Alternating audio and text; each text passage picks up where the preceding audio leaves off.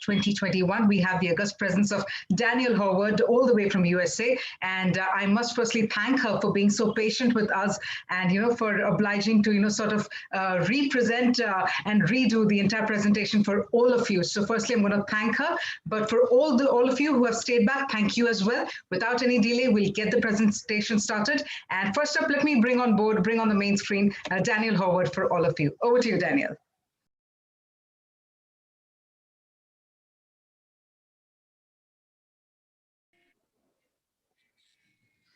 Good evening again. So nice to be with you. And I know that you've had a very full, very productive day. And I know that our little technical glitches are just the way of life right now. So I'd like to invite you to wind down and look at a paradigm shift for your practice. Thank you for joining me. And I want to invite you to think about creating more engaged, robust, and productive financial conversations with your clients that they can relate to, feel good about, and they will actually start doing their dollars differently. The traditional financial services industry, the interactions tend to be, they leave people feeling bad. They leave people feeling ashamed and guilt-ridden about their financial. Sorry. It puts people, in a position of pressure. It puts them, it paralyzes them from becoming their best financial selves. Think about it. Let's think about what our industry tells people: that you should save for the future. You should spend less. You should set goals. You should have a budget and stick to that budget. You should have a conversation with your spouse or your partner about your money decisions. I don't know about you, but that doesn't leave me feeling real good. They're numbers-based and sales-focused. We should on our clients and we should on ourselves. I was part of the problem, and I'm excited and honored to be part of the solution. I started in the product world. That product is going to solve your financial ails the same way a pill is going to solve your health problems. Now, there's a place for a product. There's a place for pills in your health. But the financial services industry needs, and we have to take a different approach and a more holistic perspective. I personally wanted to create a business that aligned with my core beliefs that money and financial decisions have a spiritual component that goes much deeper and it's much broader than what our industry has been representing. What if we could stop? What if we could change the narrative with our clients and help them embrace that they have choices? You choose. When you choose, it puts you in a position of power, potential, and possibilities. I choose to set money aside for my future. I choose to be intentional about my financial decisions. I choose to picture a positive, productive future and set meaningful goals.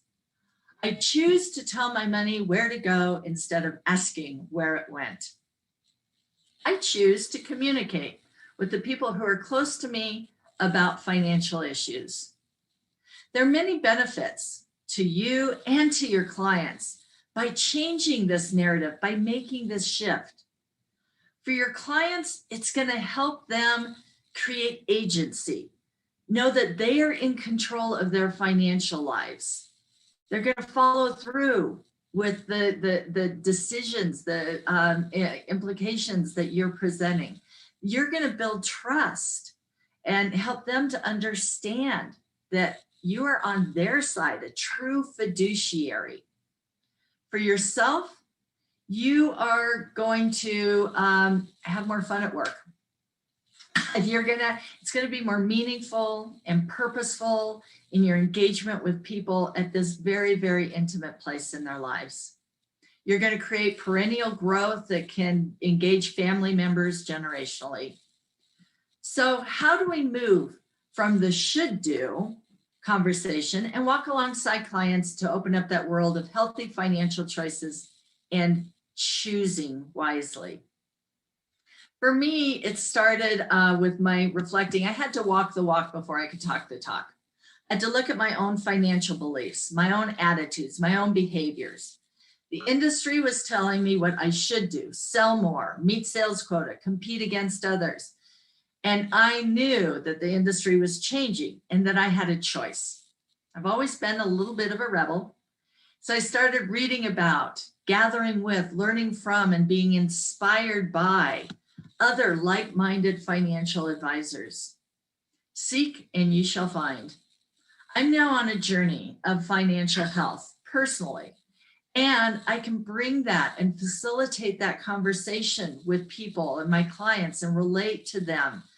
I can be more empathetic in their struggles because I've had them, and I can support them to grow and do their dollars differently. My personal financial beliefs around financial decisions and money, 4 areas.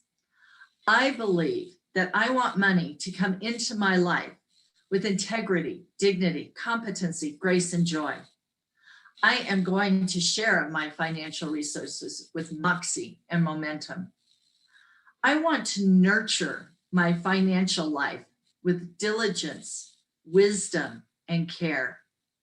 And I am going to spend my money within safe boundaries and joyful intention.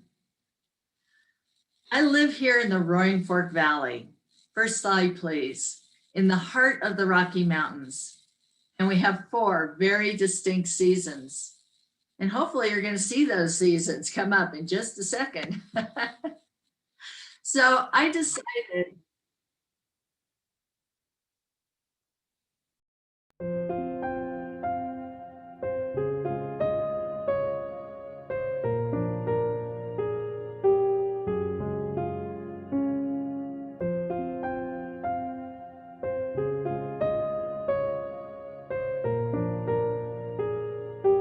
people understand various aspects of finance. This place that I've called home for over 30 years was the inspiration for my book and how I wanted to have conversations with my clients as I created my financial life planning practice. I've not been to India, but I hear you have 4 seasons: hot, hotter, hotter, and hottest. I know that the majority of you have not experienced this type of seasonal change, but I do know that you have something close to your heart that can bring the same sort of analogies or comparisons to eliminate and reframe this technical jargon that confounds and paralyzes most people, especially when it comes to talking about their money decisions or the markets. So with my seasonal reference, there are 3 areas that I draw the parallels: economic cycles, life seasons, and personal financial life planning. We're going to dig into each of them just a little bit and how I engage with clients. So first of all, change the slide. We've got economic seasons. How do our markets work? We can we can use technical jargon, or we can look at, spring. It's this economic expansion. The life blooms, new businesses are created, money is in motion. We see this uptick in production, new services are created or introduced, ingenuity, creativity, invention. It's all exciting and just blooming all over the place. Supply and demand of new things are coming into play, and the stage is set for growth. As we move into summer, this is where we're going to see economic peaking. People tend to get greedy. They think summer's never going to end. They're just enjoying. Markets go up. People are spending money. They feel secure.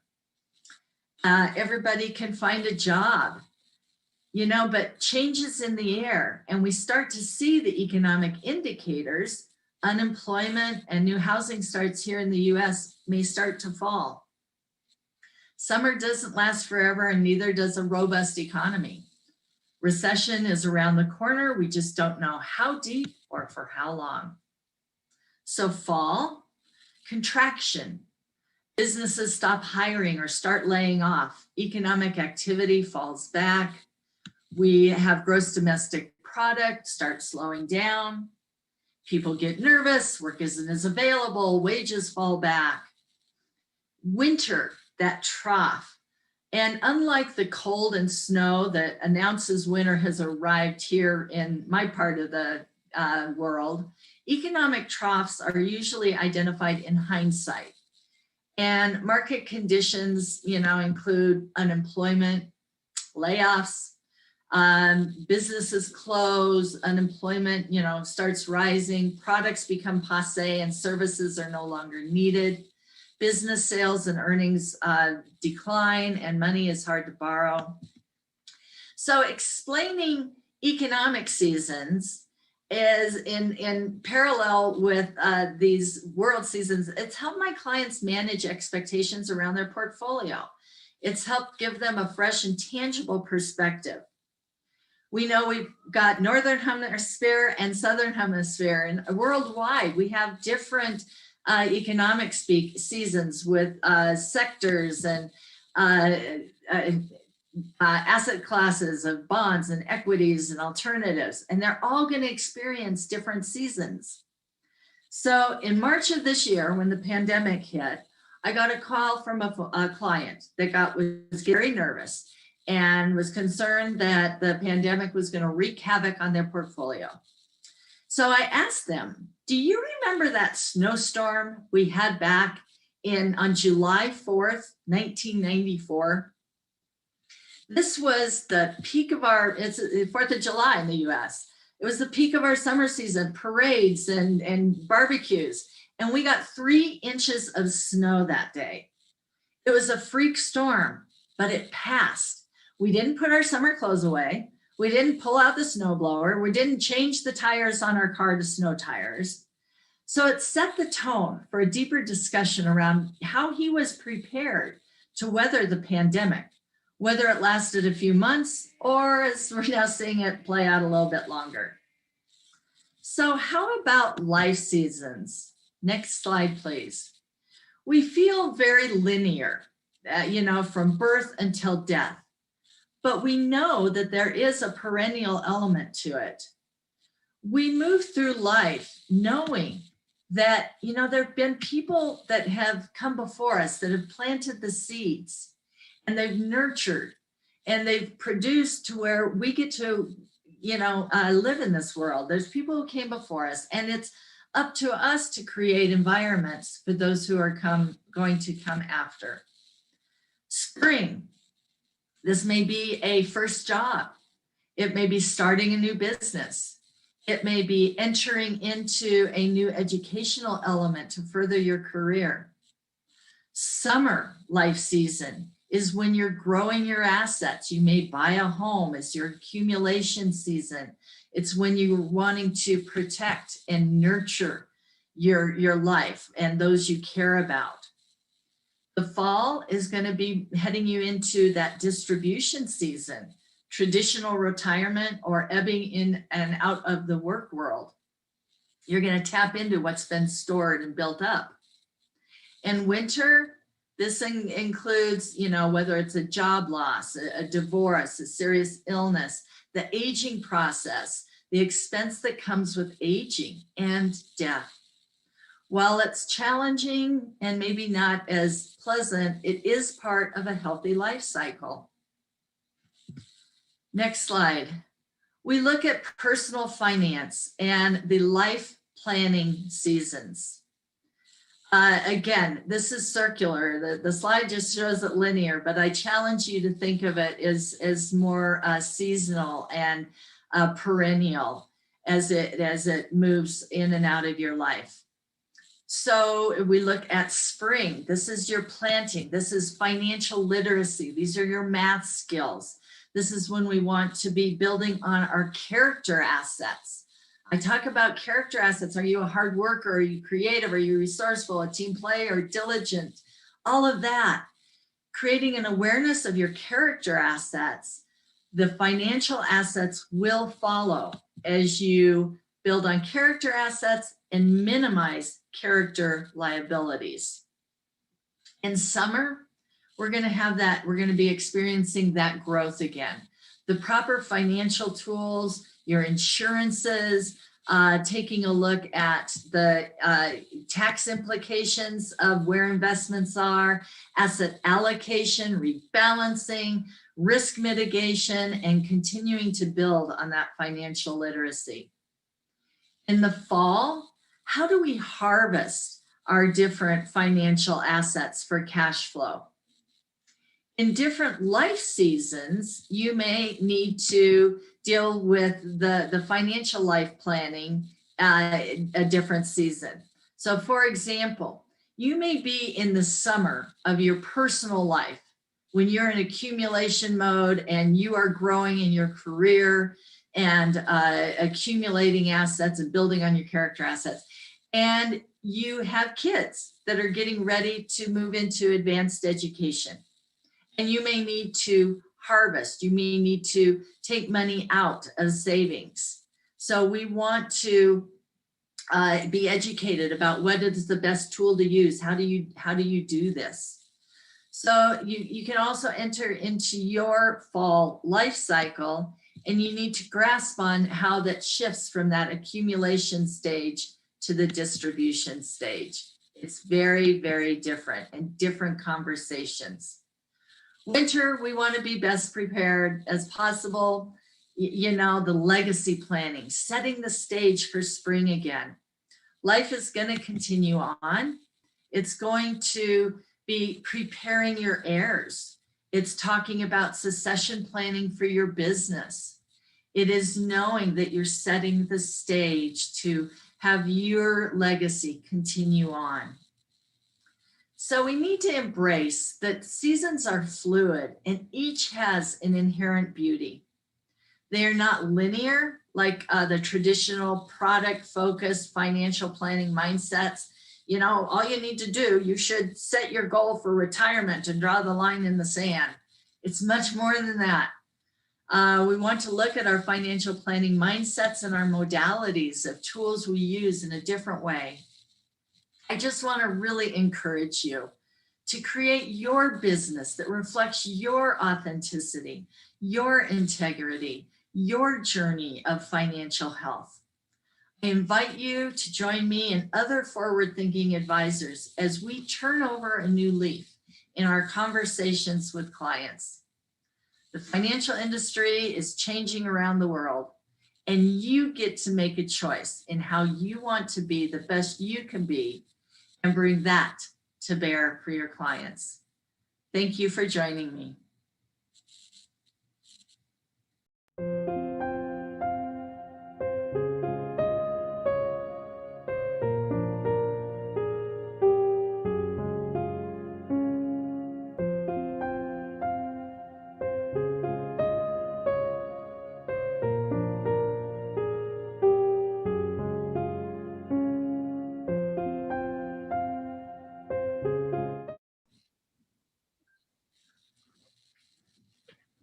Okay, thank you, Danielle, for that very, very interesting presentation. And sorry for the glitches one last time. Okay, Danielle, you know, you said that financial advisors typically tend to think of the world in a very linear fashion. They look at products. You said that it has to be far more nuanced. And you said that you used this analogy of seasons to say, you know, how economic cycles, life stage cycles, and their personal financial cycles have to impact the conversation. We get that. But how does the nature of conversation, now that I understand that, let's say, in the US, you could probably be going through a kind of stage where a lot of people have been laid off jobs, businesses may not be doing so well. So how does that change the nature of conversation with clients? You know, again, where I can reflect on the seasonal elements and talk maybe about we've entered into a fall, you know, or a winter season, and they can actually make it tangible. You know, for me, I can talk about it snowing outside or the leaves falling from the trees.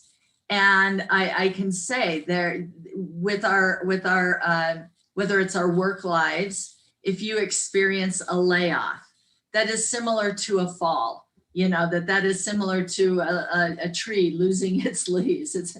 And so people can picture that in their head and they can connect a feeling to it.